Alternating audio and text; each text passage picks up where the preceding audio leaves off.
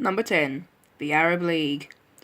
The Arab League is an alliance spanning lots of northern Africa and almost all of the Middle East. It involves such countries as Algeria, Mauritania, Djibouti, Oman, and Palestine, if it even is a country.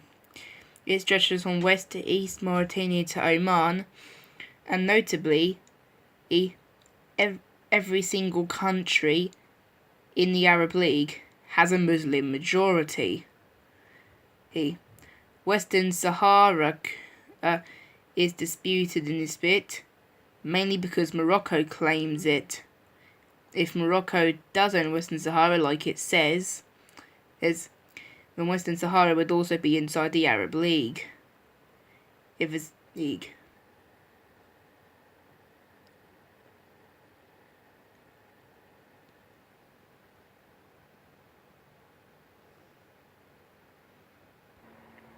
The Arab League size was 13,953,041 square kilometres. When I say was, I mean is. Number 9. The Qing Empire. The Qing were the last dynasty to rule China before it became a republic, and managed to bring China to its greatest extent, stretching all the way from Mongolia in the north to the South China Sea in the south. That was awkward to say. And from where Vladivostok now is in the east to Tibet and Xinjiang in the west. A lot of its territory comprises modern-day China, which now is a communist government, but it has lost Mongolia, as well as a lot of its northeastern land, most of which now belongs to Russia. But it still has the rest of it, though. The size of the Qing Empire sit at 14,700,000 square kilometres at its greatest height. But it pales in comparison to the next country on the list. Well, sort of pales in comparison. Number 8. Russia. Russia is the largest country in the world today, weighing it at almost twice the size of Canada, at a size of 17,125,200 square kilometres. Russia is not only that, but is also the largest modern-day country in the world. Its territory stretches from Eastern Europe in the west, along with the North Caucasus, all the way to the Bering Sea and eastern Siberia.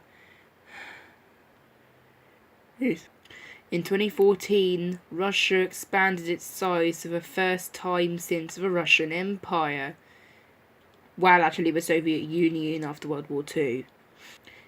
After Crimea joined it following a referendum in 2014, which many have called illegal and held at gunpoint. To this day, Crimea is de facto Russian, but de jure Ukrainian. You can guess what that means. Crimea was independent for a day before it requested to join Russia. After the referendum, I presume. Coming in at number 7 is UNASUR, the Union of South American Nations. This is a union spanning an entire continent, of course being South America, and includes every nation except France, because French Guiana is owned by France. Hence the name. UNASUR ranks in at 17,715,325 square kilometres, almost 600,000 kilometres squared higher, larger than Russia. It is the third largest modern union to date, and the fourth largest in history. And yes, it is actually the third largest in modern history. But when I say the fourth largest in history, you can now probably guess what I'm talking about. Countries in UNASUR include the socialist dictatorship of Venezuela, as well as the former socialist nation of Brazil, alongside nations such as Ecuador, Suriname, and Chile. Number 6 is the Soviet Union. The Soviet Union is basically what Russia was before it became Russia. It, along with 14 other nations, were once part of the dominant 20th century superpower, or at least one of the dominant, the Soviet Union. At total size, it ranked at 22,402,000 square kilometers and was at its highest extent after World War II, gaining many lands in the process, including the Baltic states. Its government was also home to one of the most brutal dictators of modern history. When I say modern history, I mean from 1800s onward, Joseph Stalin. It, like Russia, stretched from Eastern Europe and the North Caucasus in the west to the Bering Sea in the east, and is the only socialist country on this list. Number 5. The predecessor of the predecessor. The Russian Empire was basically the Soviet Union before it became a Soviet Union. Ever heard that before? And spanned an area of 22,800,000 square kilometers, slightly larger than the Soviet Union was, but still slightly smaller than our next entry on the list. It had very similar borders to the Soviet Union as well, but differences in how it had control of Poland, or what was then Poland, parts of Wallachia, Moldavia actually, and Finland. The Russian Empire has gone through a 300 or so year history, with the Romanov dynasty, its second and last, and before that they suffered a decade-long period, or roughly a decade-long period, in which Polish-Lithuanian troops captured Moscow as well as Smolensk. Meanwhile, Swedish troops captured St. Petersburg. Yes, the Swedish Empire was around at that time. Number 4. The Mongolian Empire. Better known as the Mongol Empire, this behemoth is the largest continuous empire to have ever existed, spanning from Korea in the east, to Central Europe in the west, and from Siberia in the north to northern India in the south / China. Overall, it spanned the length of 24 million square kilometers, area, and is not only the largest continuous empire, but the second largest empire to have ever existed.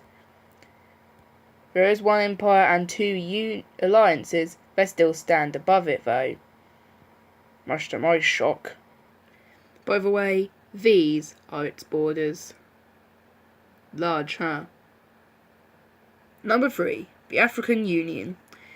The African Union is the largest continuous alliance in the world, and also exists today, although it is not a continental alliance, as Morocco is not a part of the Union.